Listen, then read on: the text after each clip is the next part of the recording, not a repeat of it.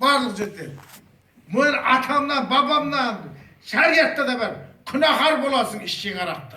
Günahkar. Son işimiz o karşı. Aklımız köp bolsun da. Ana, tak әдемі тұстарға қойып қоямыз ғой.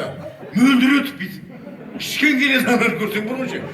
Сосын әдемі рюмкаларға қоямыз. Тос айтамыз. О! Сөйтіп айтып қоямыз анаған. Сіздің денсаулығыңыз ішін. Соны ананың ішін денсаулық мықты бола ма? Жынды боласың ғой, жынды болады. Одан қайда бүйтіп айт дей ма?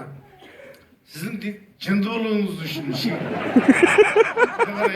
Болмаса, қазір жігіттер, дай шайтан болайық болсын ішем. Сөйтпейм ма, я? Түсінбеймін. Мысалға соны итке берсе ит ішпейді екен. Ақмақ қой, шеп, қайып болып жатпай ма? Ау, деп қоймай ма, я? Сукалар! Қаншықтар дегені ғой, қыздар деп айтпайды ғой. Олардың тілінде сондай ғой. Не деген ақыл, я? Бізде толып жатқан. Құдалықтан шығып тұр әр, Шымкентте вокзалда былай тойып тұр ғой, той. Біз Шымкентте білесіздер ғой, құйған кезде төліпке кірсеңде құйып тұрады ішінде.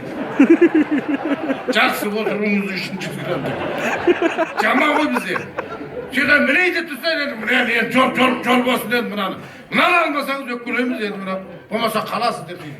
Сөйден бір стакан берген зорға пешері құда тұр ішкен. Десе, закуске колбаса берді, сесай берді. Халал ма? Вот ақылдан мен. Сен ішіп тұрғаны халал болсын оның, ә? Var mı düşünmeyiz, değil mi?